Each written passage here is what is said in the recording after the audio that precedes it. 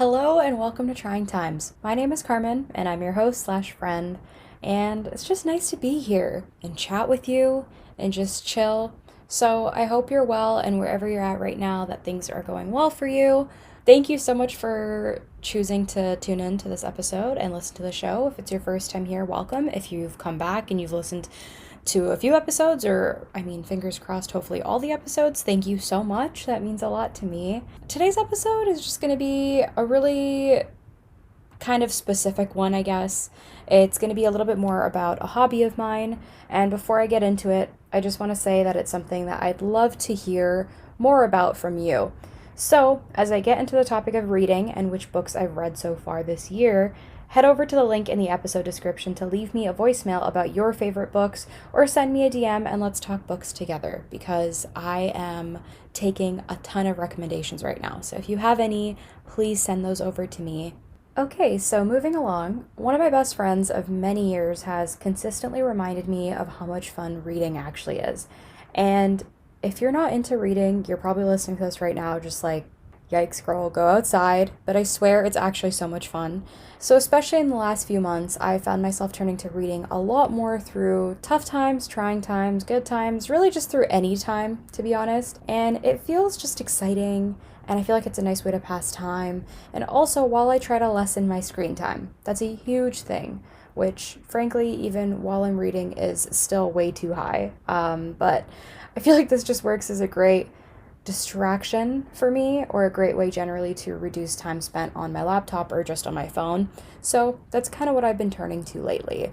In this episode, I'm going to get really into some of the books I've read at the end of last year and this year so far.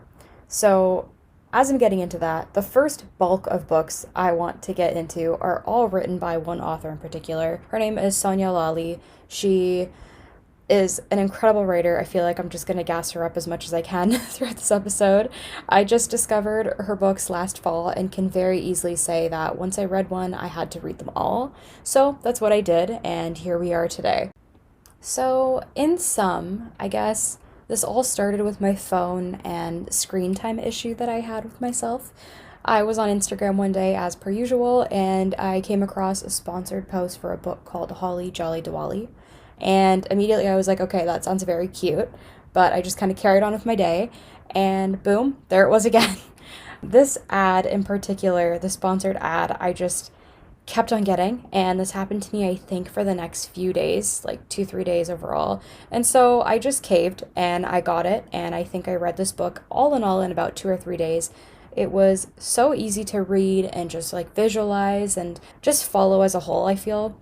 And it was overall a really great holiday romance type of read. So if you're into that, or like me and are unsure what you're going to want to read, then I would 110% recommend checking it out because it's just so easy to get through. And I feel like her writing really immerses you in the story. So I feel like that's saying some pretty good things right there already. So immediately after I got my hands on that book, I had to go to the bookstore and get another book of hers called Serena Singh Flips the Script. And this one, no word of a lie, made me feel essentially every single emotion possible, I'm pretty sure. There were times I felt sad, and there were times I felt happy, mad, excited. It was overall such a wonderful book. And I guess to kind of give you like a tidbit or like a sneak peek into what it is it follows the story of this woman named Serena Singh as she works through her life, career, and all kinds of relationships. So, without saying too much, her relationship with her parents is what got me in the end, I think. Overall, the writing in this aspect was indescribable, and through reading this, you not only learn so much about the main character, but Sonia has this ability to write about every single person that crosses paths with the protagonist of the book so well. So I felt like I could really see the characters visually, and I would seriously love to see this on a screen one day because I just think it'd be great for obviously representation, but so much more. I feel like it's a really relatable story for anyone, no matter what background you come from. And yeah, it was like comfort in a book and also a roller coaster of emotions in the best way possible, I think. So I'm officially now down two books of Sonia's, and this was, I believe, close to January or December. So after that, I picked up The Matchmaker's List, and again, this is now the third book of hers that I've read. I believe this was the first one she'd ever written and published. I may be wrong on that, but I'm pretty sure that was her first book. So again, I read through this one in a few days, no surprise. Sonia does it again. This one was pretty different though from the others, as it focused on the subject of both arranged marriages and love marriages. So more than anything, this one has great comedic timing, I think, and really aims the storyline at the main character and her relationship with her grandmother, which was without a doubt just so wholesome. And it really, much like the other books, managed to find a way to stand up on its own 2 feet and differentiate its own origin story from the other books. I love so far at this point that in so many of her books, there's a lot of crossover in terms of, I think, writing style, of course. And I love that because her voice carries very seamlessly throughout all of her writing, but every single story differs in so many different ways. And I thought that was just so beautiful. Okay, so finally, I got gifted the fourth and final book of Sonia's that I had been waiting to read for so long. It's called The Grown Up Pose, or Grown Up Pose, I believe. And this one, I think, was by far my favorite. I, again, don't want to spoil any of the storylines here for any of these books because I would absolutely love for you to check them out if you're interested in them. So I don't want to give anything away, but I'll say this at most. The story needs to be read. Like, seriously, go read it. Now, if you can, if you're interested, if you're looking for a book recommendation, go read Grown Up Pose by Sonia Lally. It focuses on a woman in her 30s who was pressured at a young age to marry her first boyfriend, which sort of goes all kinds of ways, to say the very least. And basically, as we read, she finds a way to learn life all over again and learn what it is that she wants, or what it is that she thinks she wants, and just go through this period of trial and error, I think, that she didn't get to experience at a younger point in her life, or for some of us, we never get to experience in life. And so reading that, I think, is really special and really relatable and very captivating for a lot of us. And overall, this book just features so many lessons, tough times, and all kinds of love, which was my favorite part. So self-love, platonic, romantic, motherly, and overall it was just really beautifully written. So I cannot say enough good things about this one. If you're looking for a book recommendation, like I said literally 50 seconds ago, go read Grown Up Pose by Sonia Lally. It's wonderful. So yeah. So that's me hopping off the train of Sonia Lally's books. I discovered Sonia's writing and overall felt like it was not only in part relatable, but also has that representation that I never had growing up, which made it so much more special. And so when I was younger and I would read a whole lot more, I'm glad I'm getting back into it, but I used to read a lot more when I was younger than I do now. I think, obviously, you're reading a lot of stories and you can't entirely visualize yourself or even someone that looks like you in a story. And now, I believe just that opportunity of getting to read something, one, written by a South Asian woman who is, writing about a woman within that culture as well, provided a lot of comfort in reading for me. There's that. And two, obviously, it makes that will to read, that want to read, or that ability to kind of explore reading different books now that there's so much diversity out there, which makes me so happy. It just makes it a lot stronger. It makes you feel like you're connected to others in a way, and it's really special to me. So I thank Sonia. I think this is the first time I've ever discovered an author and actually read all of their books, so far at least. I know she has another one coming out, in ways that felt like an accomplishment for me too. So since reading her work, it's really been encouraging to read again, like I said, and also be more open-minded to the romance book genre because there's a lot out there and there are so many gems in there. And I think this was incredibly exciting for my best friend because she loves romance novels.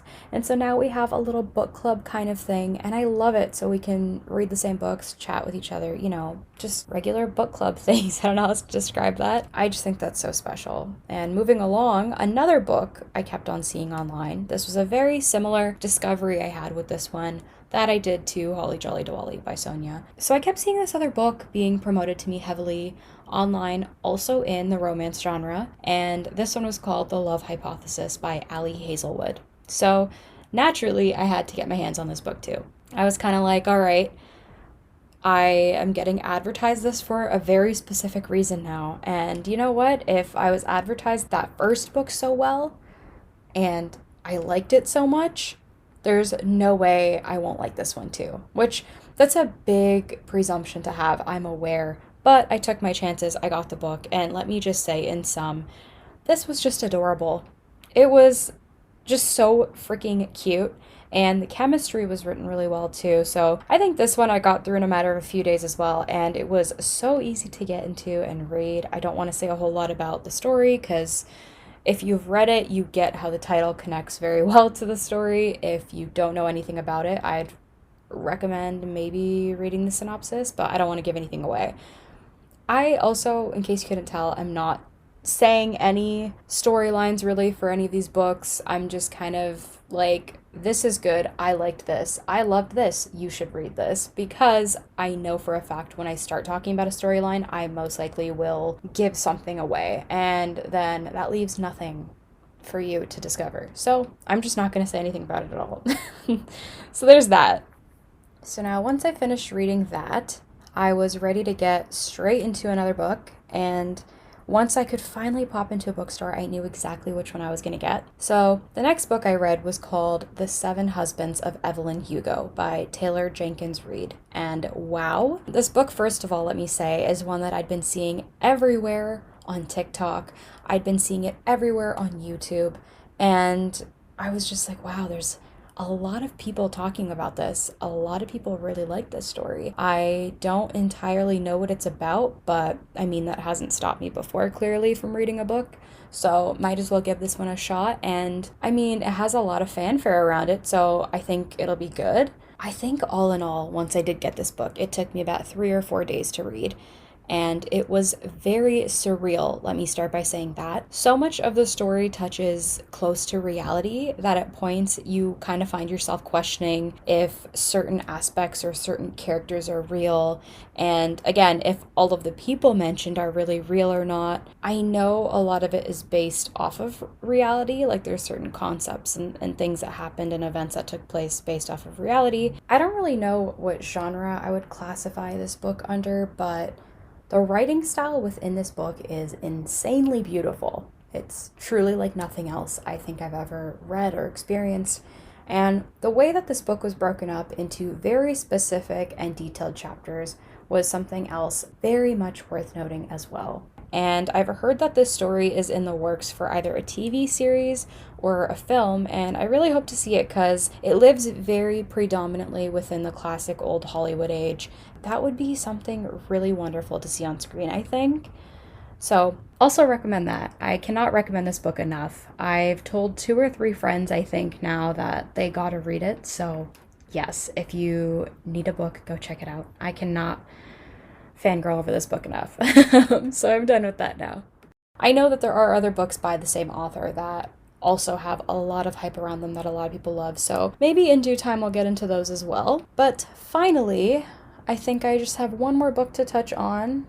Actually, nope, that's a lie. I started reading another one in the last couple days. The most recent book I finished was called A Cuban Girl's Guide to Tea and Tomorrow by Laura Taylor Namey. I hope I'm saying her name right. And this one I had heard about. I actually got this one for a friend as a gift because she seemed really interested in it. And then I popped into the bookstore a couple weeks ago and I was talking to one of the clerks that works there, and she was so sweet.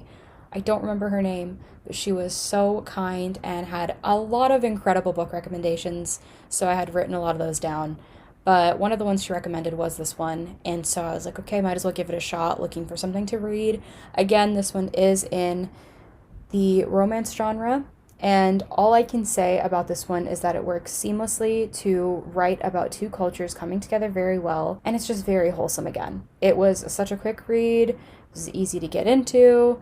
It was just very light, and I think for a lot of people, there are certain aspects of the story that could be very relatable. So again, I'd recommend this one. I'd give it like probably out of 5. I'd probably give it like a 3.5 out of 5, I think. Maybe close to a 4. Like a 3.8 out of 5. I liked it. I don't know why I'm rating this one. I didn't rate any of the other ones, but yeah, no, it was just a really lovely book. That's the only word I can put to it.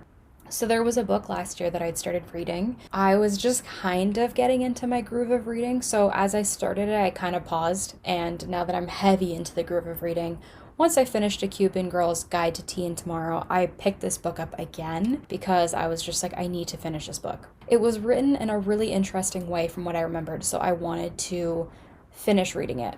Also by a South Asian writer. His name is Neil Patel, and the book is called Tell Me How to Be. I actually discovered this book along with my sister through Lily Singh's monthly book club, I believe. It's monthly? Yeah, there's like an Instagram page for it, and there are so many wonderful book recommendations through there. So this one, I believe, was the very first book recommendation from the book club. And so we picked that up. My sister read it, she loved it. Now I'm reading it. It is really great, I'll be honest. I still have to finish it. I'm almost done. I think I have about 70 pages left, but it is really good. I'm really enjoying the style of writing. Without giving a lot away, it focuses on the main character who grapples with his own life quite a bit and then goes on to talk about his kind of fading relationship with his family. Yeah, I don't know. I don't want to say too much more about it, but the writing style of this book is also super, like, it's just so detailed and there's a lot of parallels to it. I'll say that without giving a lot away. I think it's really good. So I'm so close to wrapping that book up, and I'm sort of just in limbo now. Like, what do I read next? I don't know what to pick up next. I have a few books that I could pick up next, but I wanted to come here first and talk to you about this and ask you if you had any recommendations. So if there's anything you've read that you're like, I want everyone I know to read this book because it's this wonderful, or this is just such a great story, more people need to read this, please send that to me because I would love to add to my reading list and check out new stories. So feel free to either leave me a voicemail at the link in the episode description or send me a DM over on Instagram at the Trying Times Podcast. That would be so, so appreciated. And I need more books. I don't know, it's just a new obsession. So I just need more books. There's that. So that's all for today. Hopefully, if you're looking to read something new, this episode has given you some recommendations. And if you check any of those out, please let me know what you think. And I hope you enjoy reading. And then, yeah, we'll talk soon again, okay? Bye.